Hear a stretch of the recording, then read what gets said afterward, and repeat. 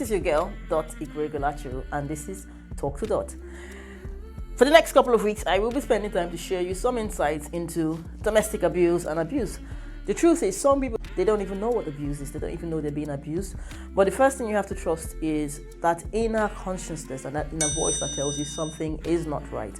As long as you have that thing in you saying that something's not right, then definitely something's not right.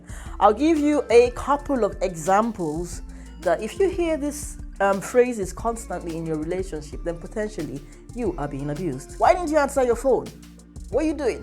Who's that person you're talking to? I called you 15 times and you didn't answer your phone. Like I expect you to answer your phone. You understand? I'm just checking to see what you're doing. You see, these things, they're ways of control, and it sort of like breaks you and degenerates you mentally and physically.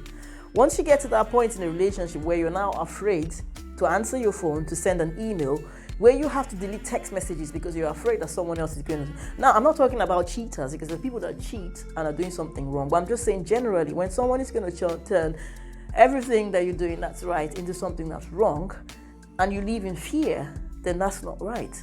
When you have to whisper and tiptoe a lot without knowing what to say, what's right and what's wrong, then you're being in an abusive relationship.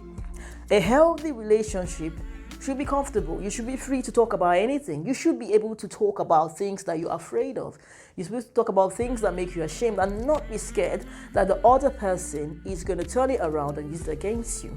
Now, a lot of times people think about abuse as the physical one, because you can see once a woman has so much makeup and a black eye, then you think obviously she's being abused. But you have to understand that before it gets to that stage, a lot of times it starts from the emotional part.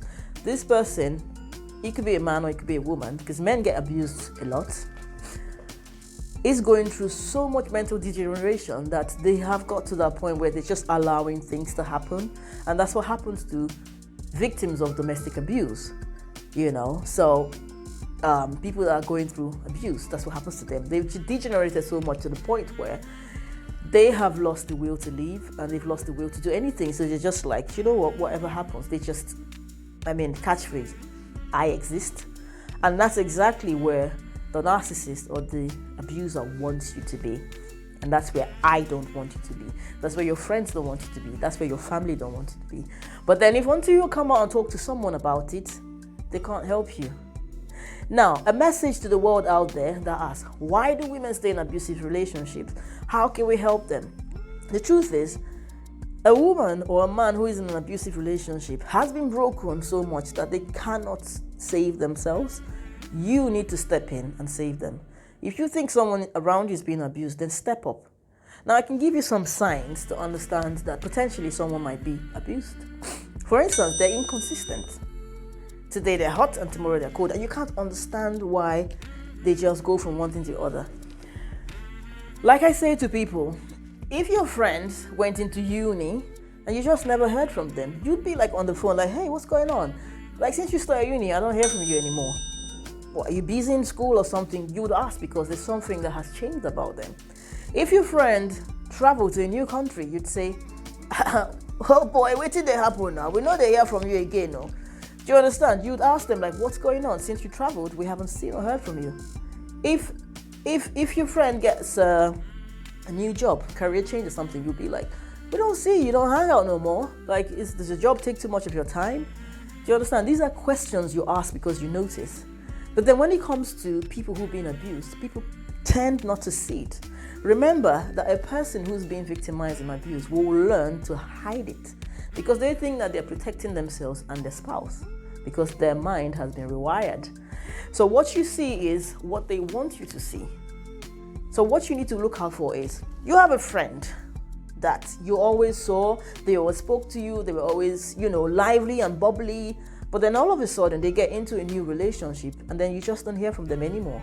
Now, by default, society will say, no, don't mind that, you don't find husband, you don't find wife. Like, don't mind this person. They found a new partner, a new boyfriend, they had a blissful life, they've forgotten about us.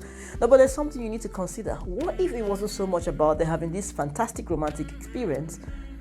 What if it was the fact that they were being abused and controlled, and so they've been asked to choose between the relationship and the friendships? Because that's the aspect we don't see. So one thing is, if you have a friend that disappears as a result of being in a new relationship, you should ask, What's going on? A lot of times they will say, I'm fine, but you need to pay close attention to that. Now, if someone disappears, that's not enough reason for you to say they're being abused. It has to be a couple of things put together to show.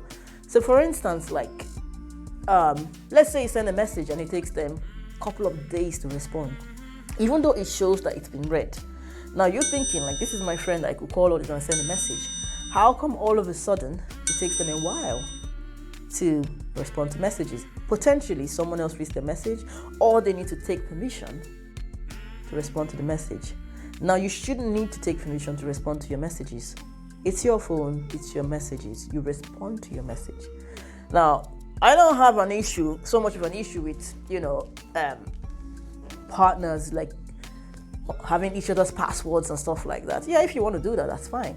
But when having someone's password becomes something to be used as an abuse, like, who was that person that sent that message? Can you tell me about that person? Who's that person ringing you now?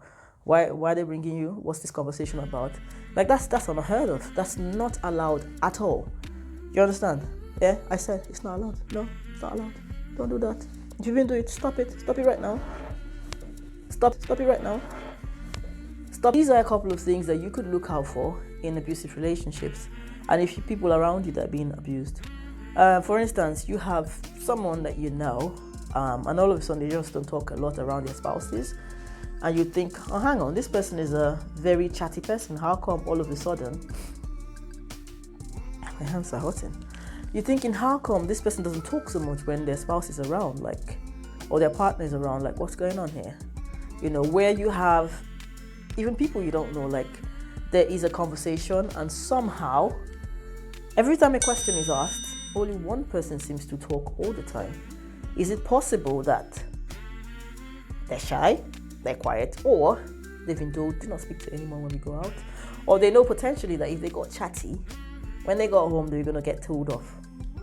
These are certain signs that you'll see in abusive relationships. Now, follow my channel. The next couple of weeks and months, I will definitely be throwing light on it. Remember, if you're being abused, it is never your fault, and you're not alone. You need to talk to someone. You have no one to talk to. Bingo, you can talk to me. This is Dottie Kurigo Lachiru, and I'm saying, one love. Talk to Dots.